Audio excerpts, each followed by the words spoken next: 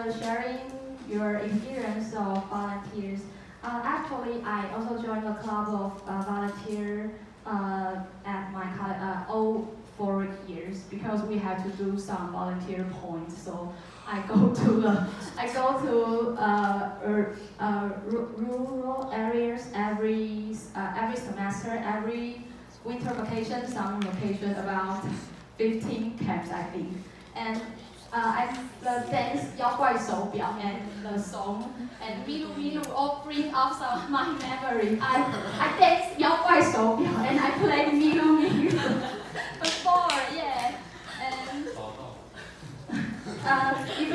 if you are interested in the camps, maybe you can go to YouTube to search for the video and you can see more aerial. And thank you for sharing. And if you have some free time, I think volunteer is a really good experience in your life because when you got older, you may don't have time to do this. And next one is the topic is really important.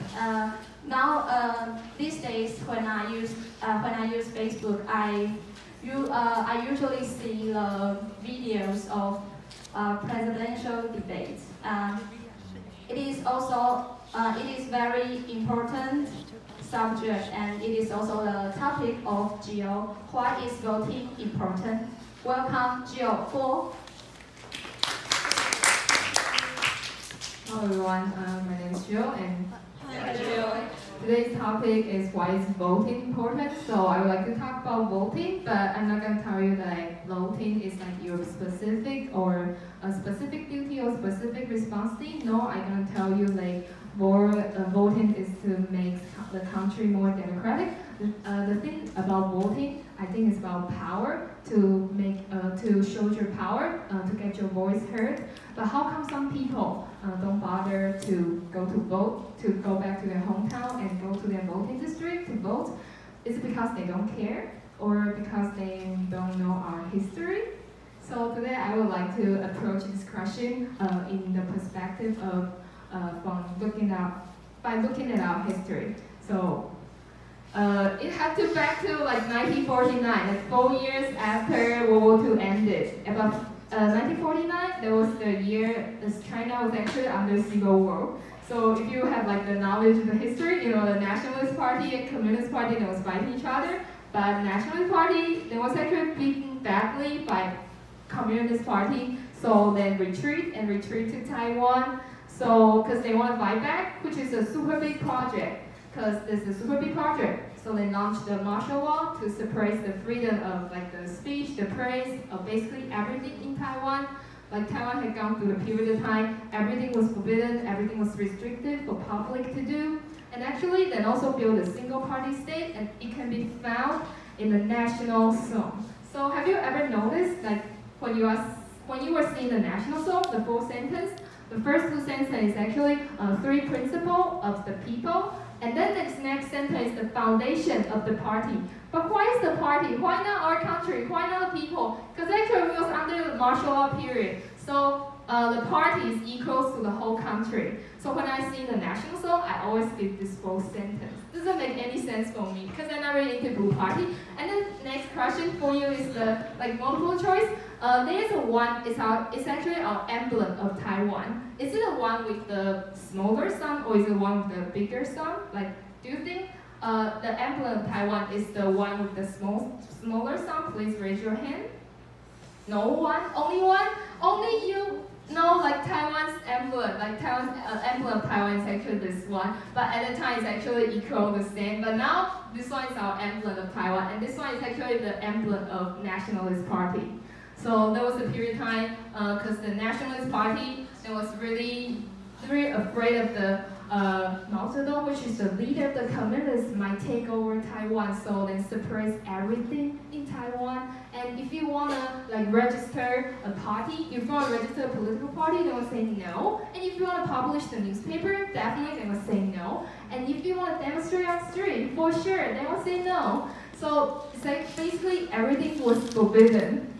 But So actually, under this martial law period, under this single-party state, everyone can be arrested without any concrete evidence. For example, they can arrest you because you look possibly or probably, maybe seemingly, are communist, or pro-communist, or anti-government, or you support Taiwan independence.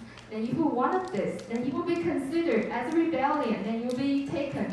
And if I'm talking about this topic in this section, I might be considered, I might be concerned by police and will be taken if I was talking about this topic in martial law period. But so apart from this, Taiwanese Nationalist Party then also encourage Taiwanese people to rate each other out. For example, if you don't really you hate your neighbor, what you can do is actually go to a police station and tell police, I feel my neighbor is planning to reunite with Communist Party. The next day, your neighbor will disappear out of the air because you will be taken. So it's like, under this period, a lot of Taiwanese people then just disappear mysteriously. But even under this period, there still have people, Taiwanese citizens, like in the 1970s, Taiwanese citizens started to fight against the government, fight against the single-party state. So there was still some example of Taiwanese fighting against single-party state. But it was until 1987, finally, martial law was lifted, and the freedom of speech was gradually granted. So, and the people would start to dig out the evidence and documents about something the government did really bad. So, about like Tutui incident or martial law periods. So actually a lot of Taiwanese people then sacrifice their time, and sacrifice their souls, and even sacrifice their life because they might get into like prison and be sentenced for all of their life, or they just got killed like mysteriously. So because we had those people sacrifice themselves so much in exchange for democracy of Taiwan. So now like January 11, next year January 11, we're going to have like election, presidential election, also legislative election. So you'll be held on January 11. Now it's your choice to go back to your hometown, to go to your voting district, and to get your voice heard. But you can also just leave your voice not heard. That's your own choice. But others are going to make you work for that. So if you choose to stay on the sideline, then others are gonna make the choice for themselves. So why don't you just go back to your hometown and select your choices in the ballot box and just place it in the ballot box to show your power, to realize the power in the ballot box. So let's go back to our hometown on January 11th, and thank you for listening.